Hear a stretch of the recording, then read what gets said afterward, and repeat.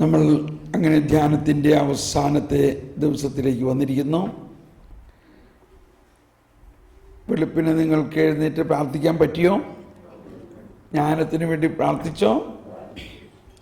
ഒരു പുതിയ പ്രാർത്ഥനാ രീതി നിങ്ങൾ പഠിക്കുന്നതായിട്ട് തോന്നുന്നുണ്ടോ? ഇത് ഇങ്ങനെ പ്രാർത്ഥിക്കുമ്പോൾ ഒരുപാട് പുതിയ ഉൾക്കാഴ്ചകൾ എല്ലാ ദിവസവും നമുക്ക് ലഭിക്കും. ജ്ഞാനം അധ്യായം 7 നമ്മൾ കേട്ടു. ജ്ഞാനം 7:14 ഇത് മനുഷ്യർക്ക് അക്ഷയനിധിയാണ് എന്ന് പറഞ്ഞ എല്ലാവരും ഇത് മനുഷ്യർക്ക് അക്ഷയനിധിയാണ്. തുടർന്ന് ജ്ഞാനം സിദ്ധിച്ചവർ ദൈവത്തിന്റെ സൗഹൃദം നേടുന്നു. അവളുടെ പ്രബോധനം അവരെ അതിന് യോഗ്യരാക്കുന്നു. വിവേകത്തോടെ സംസാരിക്കാനും ദൈവദാനങ്ങൾക്കൊത്തവിധം ചിന്തിക്കാനും ദൈവം എന്നെ അനുഗ്രഹിക്കട്ടെ. ഒന്നുകൂടി വായിക്കാം. വിവേകത്തോടെ സംസാരിക്കാനും ദൈവദാനങ്ങൾക്കൊത്തവിധം ചിന്തിക്കാനും ദൈവം എന്നെ അനുഗ്രഹിക്കട്ടെ. അപ്പോൾ നമ്മൾ ഇന്നലെ മനസ്സിലാക്കി അക്ഷയമായ സമ്പത്താണ് നമ്മൾ നേടേണ്ടത്. അത് നമ്മുടെ ആത്മാവിൽ നിറയും. ആത്മീയ സമ്പത്ത്.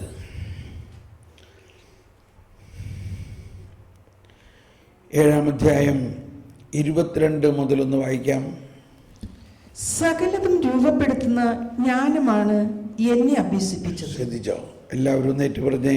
7:22 രൂപപ്പെടുത്തുന്ന ജ്ഞാനമാണ് എന്നെ അഭ്യസിപ്പിച്ചത്. അവളുടെ ചൈതന്യം വിവേകമുള്ളതും വിശുദ്ധവും അതുല്യവും സൂക്ഷ്മവും ചലനാത്മകവും സ്പഷ്ടവും നിർമ്മലവും വ്യതിരിക്തവും ക്ഷതമേൽക്കാനാവാത്തതും നന്മയെ സ്നേഹിക്കുന്നതും തീഷ്ണവും അപ്രതിരോധ്യവും ഉപകാരപ്രദവും ആർദ്രവും സ്ഥിരവും ഭദ്രവും ഉത്കണ്ഠയിൽ നിന്ന് മുക്തവും സർവശക്തവും സകലത്തെയും നിയന്ത്രിക്കുന്നതും ബുദ്ധിയും നൈർമല്യവും സൂക്ഷ്മതയുമുള്ള ചേതനകളിൽ ചുഴിഞ്ഞിറങ്ങുന്നതും ആകുന്നു. Praise the Lord. കണ്ടോ? ജ്ഞാനത്തെക്കുറിച്ചുള്ള വർണ്ണനയാണ്. ഇതാണ് ജ്ഞാനം. ഓ ദൈവമേ, ഇത് ഞങ്ങളിൽ ധാരാളം നിറഞ്ഞു കഴിയുമ്പോൾ നമ്മൾ പുതിയ സൃഷ്ടിയാകും.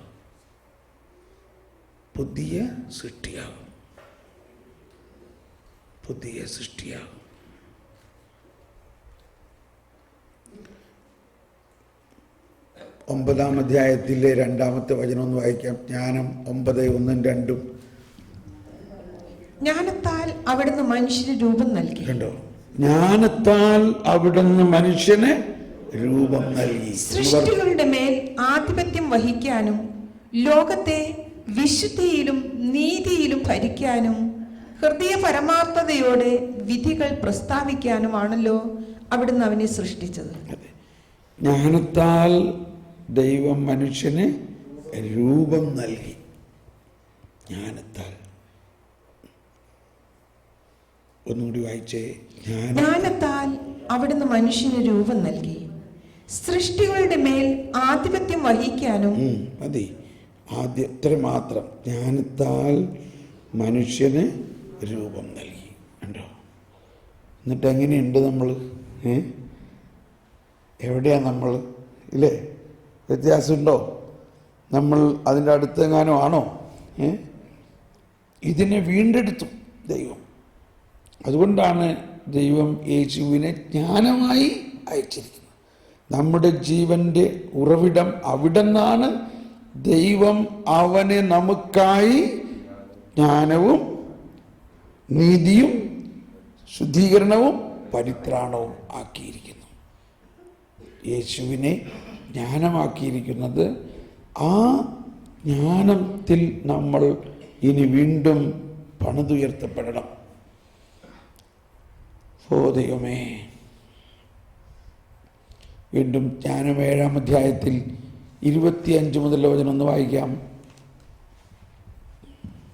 അവൾ ദൈവശക്തിയുടെ ശ്വാസവും, അവൾ, എല്ലാവരും ശബ്ദമുയർത്തി ഏറ്റുപറഞ്ഞുകൊണ്ട്, അവൾ ദൈവശക്തിയുടെ ശ്വാസവും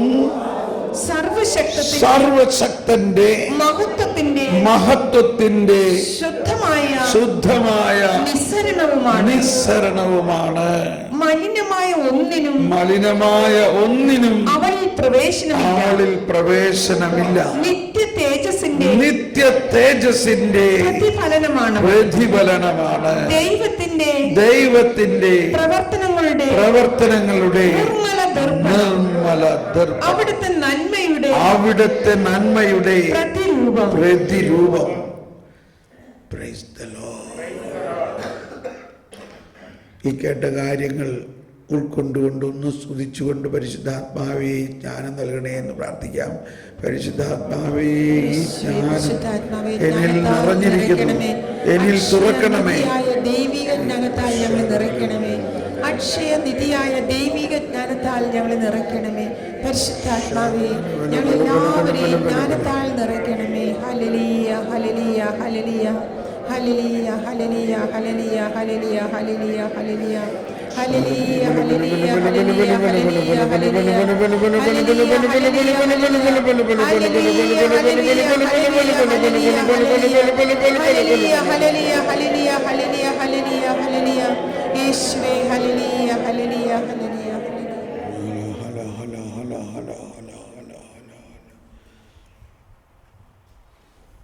Praise the Lord.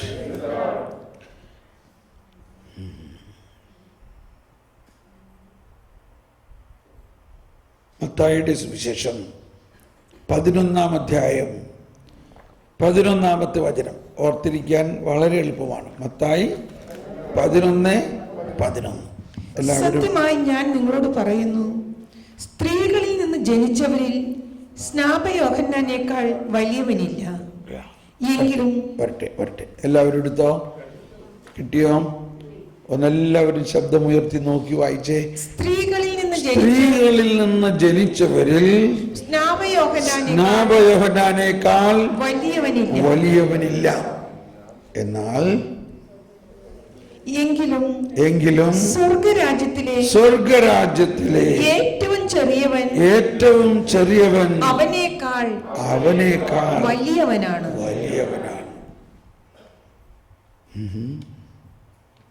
അതാരാ?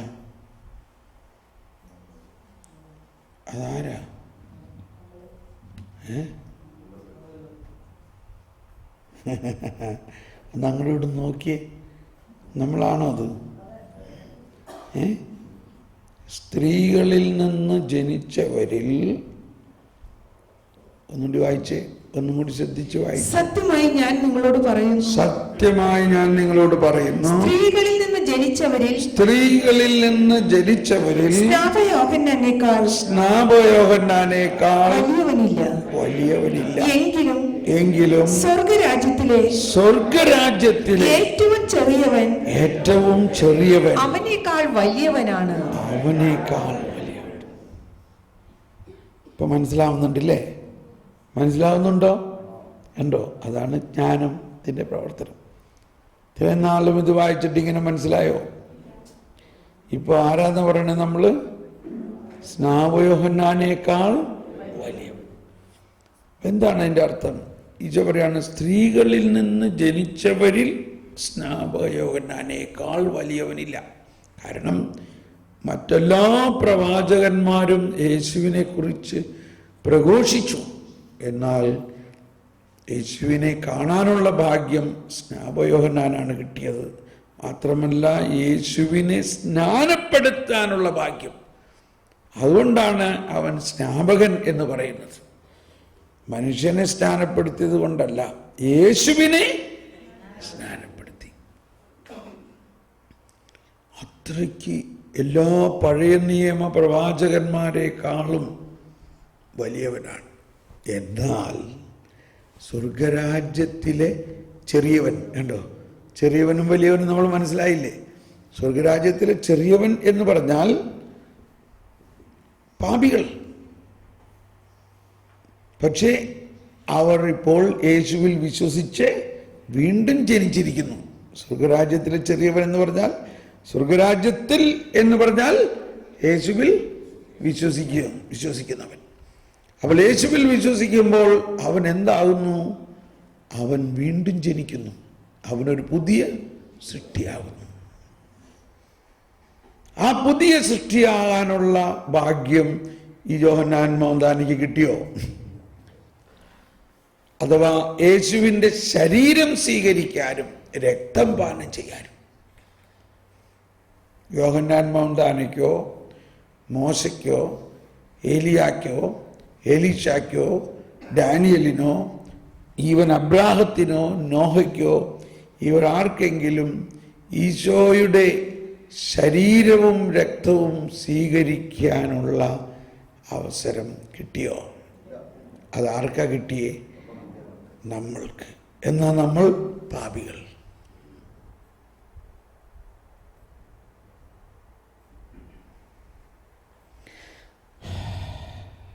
ചെറിയവരെല്ലാം വലിയവരൊപ്പം കാത്തുവസിക്കുന്നു. മൃതരെല്ലാരും നിൻ മഹിതു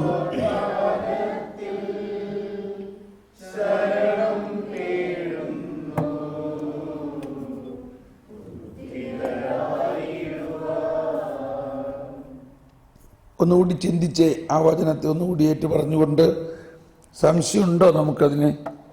സംശയം തോന്നുന്നുണ്ടോ? നമ്മൾ അത്രയും വലിയവരാണോ? നമ്മൾ സ്നാപയോഹന്നാനേക്കാൾ വലിയവരാണോ? ഇതാണ് വാസ്തവം. ഒന്ന് ഏറ്റു പറഞ്ഞുകൊണ്ട് ഒരിക്കൽ കൂടി, സത്യമായി ഞാൻ നിങ്ങളോട് പറയുന്നു, സ്ത്രീകളിൽ നിന്ന് ജനിച്ചവരിൽ സ്നാപകയോഹന്നാനേക്കാൾ വലിയവനില്ല. എങ്കിലും സ്വർഗരാജ്യത്തിലെ ഏറ്റവും ചെറിയവൻ അവനേക്കാൾ വലിയവനാണ്. ഒന്ന് സ്തുതിക്കാം. അതൊന്ന് ഉൾക്കൊണ്ട് സ്നാപയോഹന്നാനേക്കാളും വലിയവൻ. സ്നാപയോഹന്നാനാകട്ടെ സകല പ്രവാചകന്മാരെക്കാളും വലിയവൻ. എന്നാൽ ഈശോ പറയാണ്, അവനേക്കാൾ വലിയവനാണ് ദൈവരാജ്യത്തിൽ വീണ്ടും ജനിച്ച് യേശുവിൻ്റെ പരിശുദ്ധാത്മാവിനാൽ നിറഞ്ഞ് യേശുവിൻ്റെ ശരീരം ഭക്ഷിച്ച് യേശുവിൻ്റെ രക്തം പാനം ചെയ്ത് യേശുവിൽ വിശ്വസിക്കുന്ന വീണ്ടും ജനിച്ച ഒരു വ്യക്തി. ആ ബോധ്യത്തോടെ ഒന്ന് നമുക്ക് സ്തുതിക്കാം. ദൈവമേ, ഈ ബോധ്യം തന്നതിന് നന്ദി പറയുന്നു.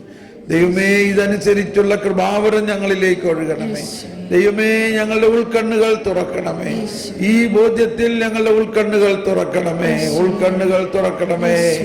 ഞങ്ങളുടെ ഉൾക്കണ്ണുകൾ തുറക്കണമേ. കർത്താവേ, ഞങ്ങളങ്ങ് സ്തുതിക്കുന്നു. അവിടുത്തെ കാരുണ്യം ശാശ്വതമാണെന്ന് ഇസ്രായേൽ പറയട്ടെ. അവിടുത്തെ കാരുണ്യം ശാശ്വതമാണെന്ന് അഹരോന്റെ ഭവനം പറയട്ടെ. അവിടുത്തെ കാരുണ്യം ശാശ്വതമാണെന്ന് കർത്താവിന്റെ ഭക്തന്മാർ പറയട്ടെ. Praise the Lord.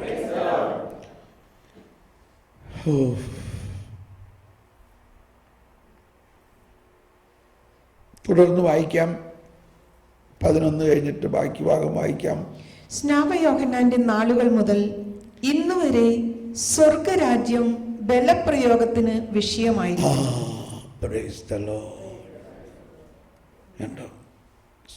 സ്നാപകയോഹന്നാന്റെ നാള് മുതൽ ഇന്ന് വരെ എന്ന് പറഞ്ഞാൽ യേശുവിൻ്റെ ഈ അവസ്ഥ വരെ സ്വർഗരാജ്യം ബലപ്രയോഗത്തിന്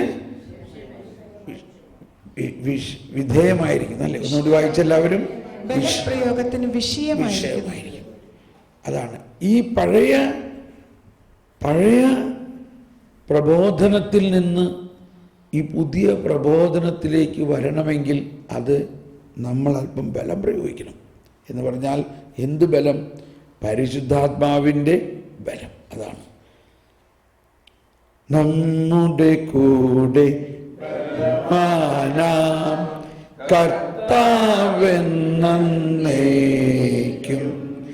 രാജാവാം ദൈവം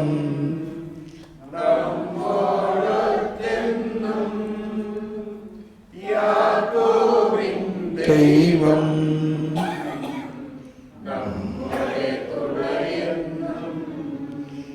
നമ്മുടെ ബലത്തിലല്ല ഈശോ വന്നിരിക്കുന്നത്.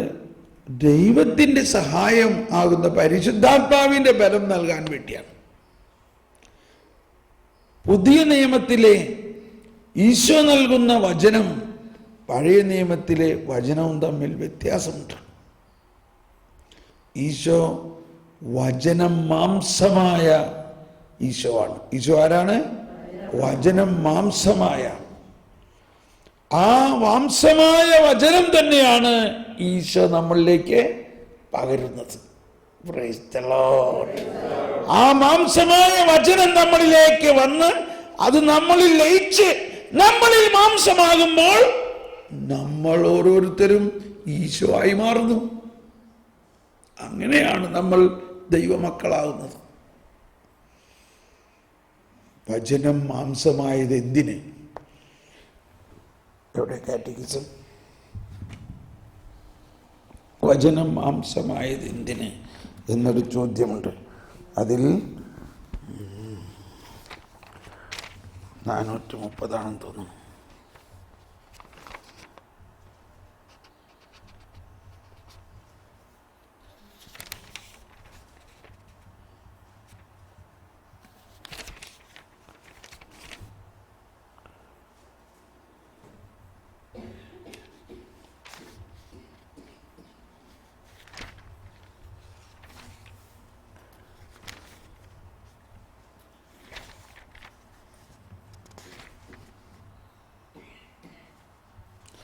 ആണ് 460 ദൈവപ്രകൃതിയിൽ നമ്മളെ ഭാഗവാക്കുകളാക്കാൻ വേണ്ടിയാണ് വചനം മാംസം ധരിച്ചത്. ദൈവപ്രകൃതിയിൽ നമ്മളെ ഭാഗവാക്കുകളാകാൻ വേണ്ടിയാണ് വചനം മാംസം ധരിച്ചത്. ശ്രദ്ധിക്കണം. ഇനി ഇച്ചിരി ബുദ്ധിമുട്ടുണ്ടത് മനസ്സിലാക്കാൻ. പക്ഷെ ഞാനിപ്പോൾ പറഞ്ഞു കഴിഞ്ഞു അതിൻ്റെ രഹസ്യം. ദൈവവചനം മനുഷ്യനായി അല്ലോ. അതല്ലേ യേശു ക്രിസ്തു. യേശു ആരാണ്? ദൈവവചനം മനുഷ്യനായവനാണ്. അപ്പോൾ എന്ത് സംഭവിച്ചു? ദൈവപുത്രൻ മനുഷ്യപുത്രനായി. ത്രിത്വത്തിലെ രണ്ടാമത്തെ ആളായിരുന്ന അദൃശ്യനായിരുന്ന യേശു ക്രിസ്തു വചനം മാംസമാകുന്നതിലൂടെ ആരായി മാറി? മനുഷ്യപുത്രനായി മാറി. ദൈവപുത്രൻ മനുഷ്യപുത്രൻ എന്ന് പറഞ്ഞ് ദൈവപുത്രൻ മനുഷ്യപുത്രനായി ദൈവവചനവുമായി ഐക്യപ്പെടുന്നതിലൂടെയും അങ്ങനെ ദത്തുപുത്ര സ്ഥാനം സ്വീകരിക്കുന്നതിലൂടെയും നമ്മളുടെ കാര്യമാണ്. നമ്മൾ ഓരോരുത്തരും ദൈവവചനം, ഏത് ദൈവവചനം?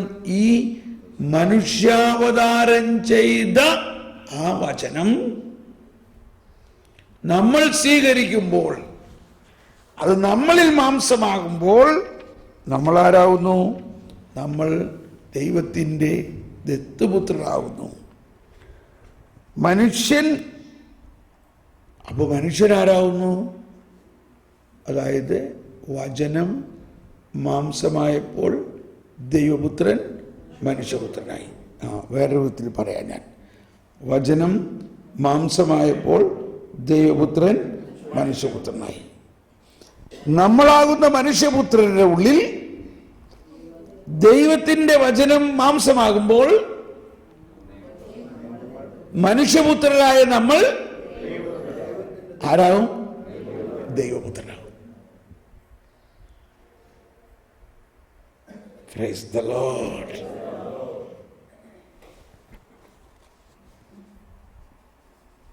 എന്നിട്ട് പറയാണ്,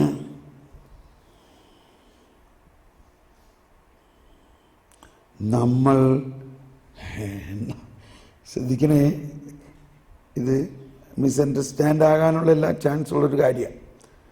പിശാച് ആദത്തിനോട് പറഞ്ഞു, നീ ഇത് ഭക്ഷിക്കുകയാണെങ്കിൽ ദൈവത്തെ പോലെ ആവുന്നു. അർത്ഥത്തിലല്ല നമ്മളിവിടെ മനസ്സിലാക്കേണ്ടത്. നമ്മൾ ദൈവങ്ങളായി തീരാനായി അവിടുന്ന് മനുഷ്യനായി എന്നാണ് വിശുദ്ധ അത്തനാസിയോസ് പറയുന്നത്. വിശുദ്ധ അത്തനാസിയോസ് പറയുന്നത് ഇതാണ്. സഭാപിതാക്കന്മാരിൽ ഒരാളാണ് അത്തനാസിയോസ്. നമ്മൾ ആരായിത്തീരാൻ? ദൈവങ്ങളായി തീരാൻ വേണ്ടി. അപ്പോൾ അവിടുന്ന് മനുഷ്യനായി പിറന്നത് നമ്മൾ വിശുദ്ധ കുർബാനയിൽ പ്രാർത്ഥിക്കുന്നുണ്ട്. അങ്ങയുടെ ദൈവിക സ്വഭാവത്തിൽ ഞങ്ങളെ പങ്കാളികളാക്കാൻ അങ്ങ് ഞങ്ങളുടെ മനുഷ്യ സ്വഭാവം സ്വീകരിച്ചു. അപ്പൊ യേശു മനുഷ്യാവതാരം ചെയ്തത് മനുഷ്യരെ ദൈവാവതാരം ചെയ്യാൻ വേണ്ടിയാണ്. മനസ്സിലായോ? മനുഷ്യരെ ദൈവമാക്കാൻ വേണ്ടിയാണ്.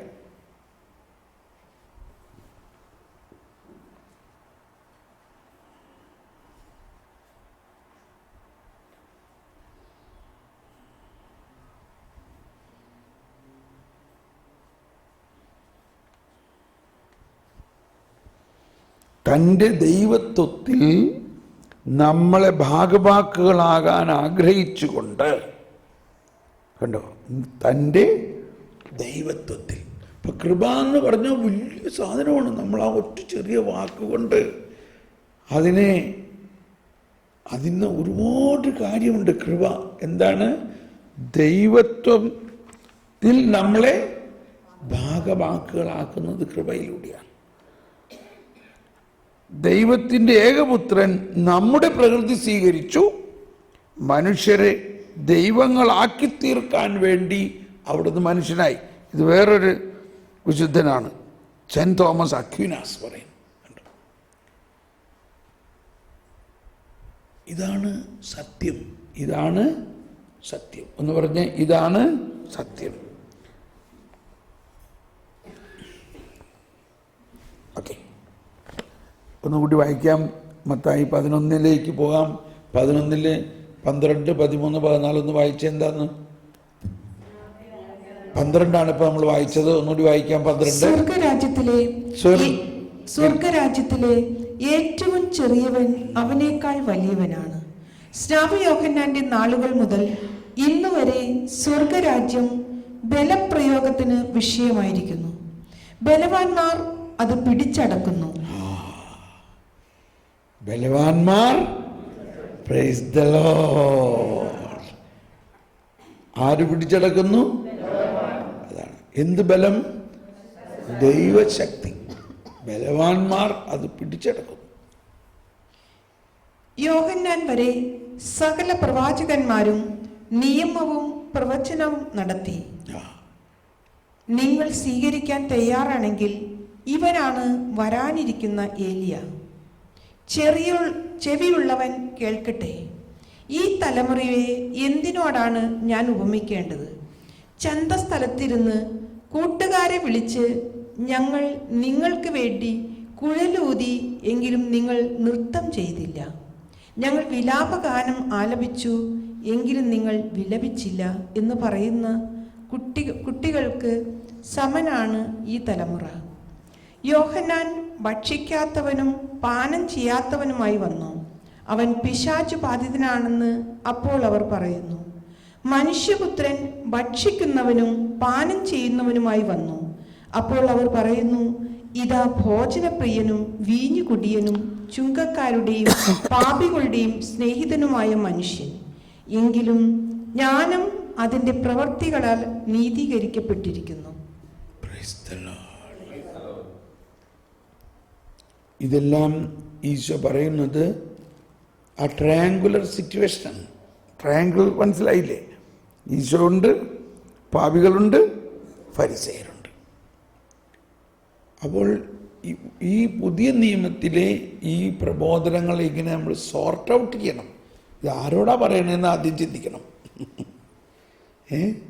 ഓരോ കാര്യങ്ങളും ഇന്ന് അപ്പോൾ ആ ഫരിസേയരോട് പറഞ്ഞിരിക്കുന്ന കാര്യങ്ങളെ ആ അർത്ഥത്തിൽ മനസ്സിലാക്കണം. എന്നാൽ നമ്മളോ ആ കാലഘട്ടത്തിലുള്ളവരല്ല. നമ്മൾ ഈ സുവിശേഷ കാലഘട്ടത്തിനെ കഴിഞ്ഞ് പന്തക്കൊസ്തായ്ക്ക് ശേഷം ആ 4-ാം വർഷത്തിലുള്ളവരാണ് നമ്മൾ. ഏത് വർഷത്തിൽ? 4-ാം വർഷം എന്ന് പറഞ്ഞാൽ മനസ്സിലായില്ലേ? 3 വർഷം നോക്കിയിട്ടും ഫലമൊന്നും കണ്ടില്ല. ഇനി കട കിളച്ച് വളമിടട്ടെ. അതായത് യേശുവിൻ്റെ പുനരുത്ഥാനം, മരണം പുനരുത്ഥാനം കഴിയുമ്പോൾ ഫലം പുറപ്പെടുവിക്കും. ഇത് പറയുമ്പോഴാണ് ഈ അത്തിവൃക്ഷം, പാവം അത്തിവൃക്ഷം, എന്തോരാൾക്കാരാ അതിനെ ശപിച്ചു എന്ന് പറഞ്ഞുകൊണ്ട് ഒരുപാട് വചനപ്രഘോഷണം ഞാൻ കേട്ടിട്ടുണ്ട്. ഞാൻ വീണ്ടും ഫരിസേയൻ പോലെ പറയുകയാണല്ലേ. പക്ഷെ കാര്യം പറഞ്ഞ് മനസ്സിലാകണ്ടേ? എന്താണ് വാസ്തവത്തിൽ? നമ്മൾ ഈശോ അത്തിവൃക്ഷത്തിനോട് പറഞ്ഞു, നീ ഉണങ്ങിപ്പോവുക എന്ന് പറഞ്ഞു. അതുണങ്ങി.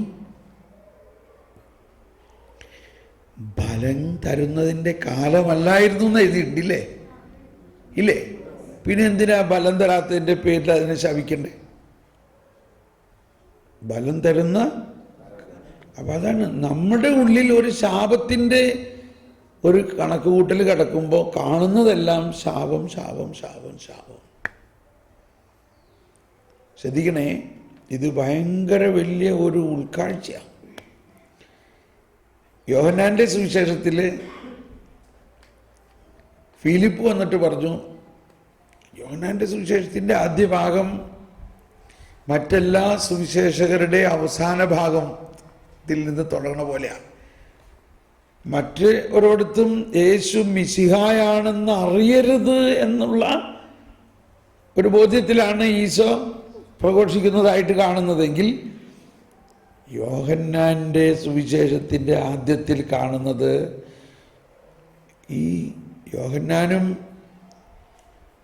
അന്ത്രയോസ് എന്ന് പറയുന്ന മലയാളമല്ലേ? ആൻഡ്രൂ, അന്ത്രയാസ്. ഈ ജർമ്മനിയിലെ വളരെ ഫേമസ് പേരാണ് അന്ത്രയാസ് എന്ന് പറയും. അവിടെ പെണ്ണുങ്ങൾക്കും ഈ പേരുപയോഗിക്കും. അന്ത്രയ എന്ന് പറയും, ഒരു അന്ത്രയ. അങ്ങനെയാണ് നമ്മൾ മലയാളത്തിൽ യോഹന്നാൻ. അപ്പോൾ അത് ഇങ്ങനെയുള്ള ഈ അപ്പസ്തോലന്മാരുടെയൊക്കെ പേരുകളും ക്രിസ്ത്യൻ പേരുകൾ അവിടെ ആണുങ്ങളും പെണ്ണുങ്ങളും ഉപയോഗിക്കും. ഒന്ന് അതിൻ്റെ യോഹന്നാൻ, അന്ത്രയാസ്, അന്ത്രയ, അങ്ങനെ. അപ്പോൾ അന്ത്രയാസും യോഹന്നാനും അപ്പോൾ ഇവിടെ പല ചിന്തകൾ വരികയാണ്. ഇപ്പോൾ അന്നത്തെ കാലത്ത് 3 ഗ്രൂപ്പ് ശിഷ്യന്മാരുണ്ടായിരുന്നു. 3 തരത്തിലുള്ള ശിഷ്യന്മാർ. ഒരു ഗ്രൂപ്പ് യേശുവിൻ്റെ ശിഷ്യന്മാർ, വേറൊരു ഗ്രൂപ്പ് ഫരിസേയരുടെ ശിഷ്യന്മാർ, വേറൊരു ഗ്രൂപ്പ് യോഹന്നാൻ്റെ ശിഷ്യന്മാർ. ഇതൊക്കെ സുവിശേഷത്തിലുള്ള കാര്യങ്ങളാണ്. ഇത് നമ്മളുടെ മനസ്സിലുണ്ടായിരിക്കണം എപ്പോഴും. ഈ 3 ഗ്രൂപ്പ് അന്നുണ്ടായിരുന്നു. ഈശോയുടെ പ്രഘോഷണം കേൾക്കാൻ ഈ 3 ഗ്രൂപ്പും ഉണ്ടായിരുന്നു. അപ്പോൾ ഇപ്പം യോഹന്നാൻ്റെ ശിഷ്യന്മാരോട്, യോഹന്നാൻ്റെ ശിഷ്യൻ എന്ന് പറഞ്ഞാൽ സ്നാവയോഹന്നാൻ്റെ ശിഷ്യന്മാരോട് എന്തായിരിക്കാം സ്നാവയോഹന്നാൻ പറയാറുള്ളത്? ഞാൻ വന്നിരിക്കുന്നത് എനിക്ക് മുൻപേ വരാനിരിക്കുന്ന, ഞാൻ വന്നിരിക്കുന്നത് മിശിഹായെ പ്രഘോഷിക്കാനാണ്. അപ്പോൾ ഈ യേശുവിനെ കുറിച്ചുള്ള വർണ്ണനകളെല്ലാം ഒരാളോട് പറയുമ്പോൾ അവർക്ക് ഭയങ്കര ആകാംക്ഷയായില്ലേ, എപ്പോഴാണ് അവൻ വരിക? അവൻ നമ്മുടെ ഇടയിൽ തന്നെയുണ്ട്. ആര്? ഏശയ്യായിലും. അപ്പോൾ യേശുവിൻ്റെ ക്യാരക്ടറിസ്റ്റിക് ഏശയ്യായിൽ പഠിച്ചു കഴിഞ്ഞാലുണ്ടല്ലോ നമ്മൾക്കങ്ങ് ഭയങ്കര ആഗ്രഹം തോന്നും. ഇപ്പം തന്നെ ശരിക്കും യേശുവിനെ കുറിച്ചുള്ള അറിവ് ഏശയ്യായിൽ പറയുന്നതാണ് നമ്മൾ മനസ്സിലാക്കേണ്ടത്. അതുകൊണ്ട് ഞാൻ പറഞ്ഞു, ഏശയ്യാ 42 മുതൽ 53 വരെയുള്ളത് നിങ്ങൾ വായിക്കണം. കർത്താവിൻ്റെ ദാസൻ 1, കർത്താവിൻ്റെ ദാസൻ 2, കർത്താവിൻ്റെ ദാസൻ 3, കർത്താവിൻ്റെ ദാസൻ 4. അവിടെ പറഞ്ഞൊരു, അപ്പോൾ അതെല്ലാം വർണ്ണിച്ചപ്പോൾ ഇവർക്ക് ഭയങ്കര ആഗ്രഹമായി യേശുവിനെ കാണണം. യേശുവിനെ അങ്ങനെ ഒരു പാട്ടില്ലേ, എന്താ?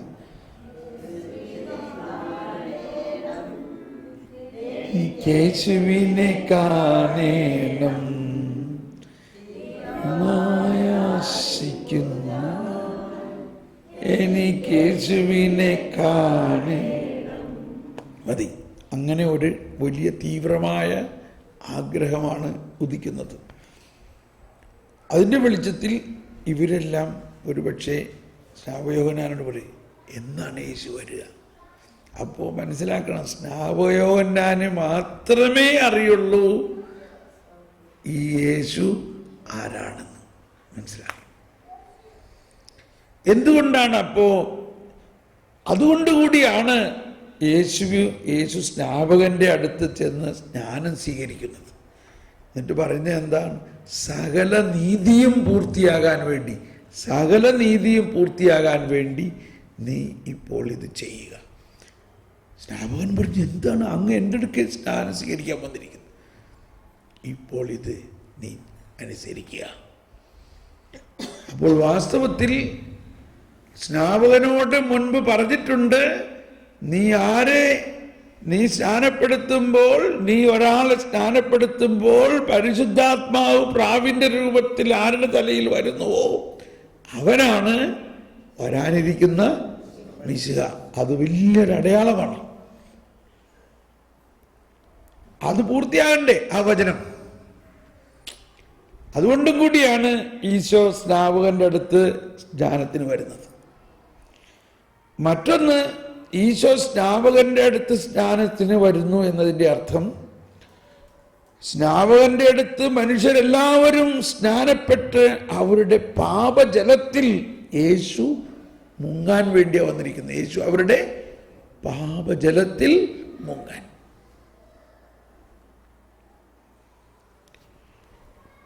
ഓക്കെ, അപ്പോൾ സ്നാപകൻ ഇവരോട് പറഞ്ഞു, യേശു നമ്മുടെ ഇടയിൽ തന്നെയുണ്ട്, എങ്കിൽ ഞങ്ങൾക്ക് കാണണം. ഇന്ന് ഞാൻ കാണിച്ചു തരാം. അങ്ങനെ ആണ് യോഹന്നാൻ 1:29 പറയുന്നത്, ദാ നോക്കൂ, ബിഹോൾഡ്, ഇതാ കണ്ടോ, ലോകത്തിൻ്റെ പാപം നീക്കുന്ന ദൈവത്തിൻ്റെ, ഇതാ ലോകത്തിന്റെ പാപം നീക്കുന്ന ദൈവത്തിന്റെ കുഞ്ഞാട്. മനസ്സിലായോ? ഒറ്റ സെന്റൻസിൽ സ്നാപകൻ ഈ മിശിഹായുടെ എല്ലാം ബയോഗ്രഫി എല്ലാം ഒറ്റ സെന്റൻസ് പറഞ്ഞു. എന്താണ്, ആരാണ് ഈ മിശിഹ, ആ മിശിഹ എന്ത് ചെയ്യുന്നുള്ളത് മുഴുവൻ. അതാണ്.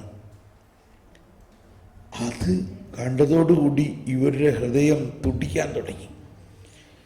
അന്ന് രാത്രി ഇവർ പറഞ്ഞു, അന്ന് രാത്രി അന്തര്യാസം യോഹന്നാൻ മൗന്താനയുടെ കാല് പിടിച്ചിട്ട് പറഞ്ഞു, നാളെ എങ്ങനെയെങ്കിലും ഞങ്ങളെ ഒന്ന് കൂട്ടിമുട്ടിച്ചതായോ? നിങ്ങളെ കൂട്ടിമുട്ടിച്ചാൽ പിന്നെ നിങ്ങൾ അവൻ്റെ ആയിട്ട് മാറും. അങ്ങനെയാണെങ്കിൽ ഞങ്ങൾ അങ്ങയുടെ ഗ്രൂപ്പ് വിട്ടോട്ടെ. തീർച്ചയായിട്ടും ഞാൻ കുറയണം, അവൻ വളരണം.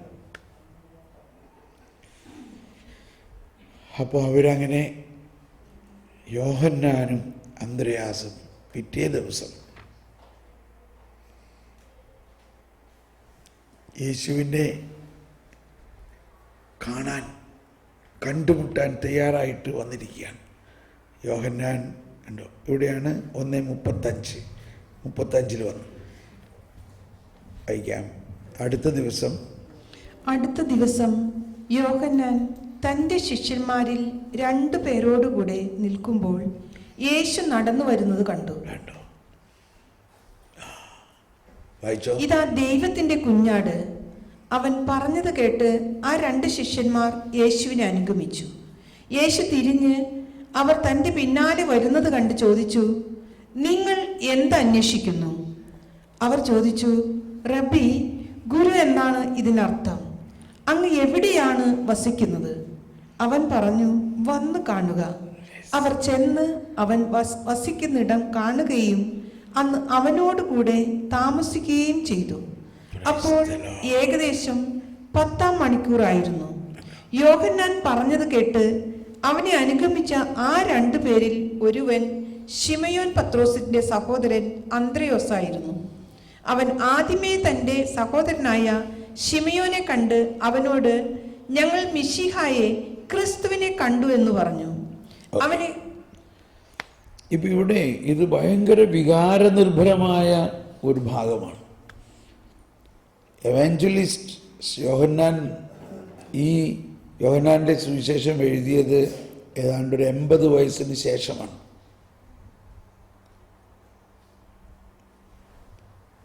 അദ്ദേഹത്തിന് മറക്കാൻ പറ്റാത്ത ഒരു പോയിന്റ് എന്താണ്?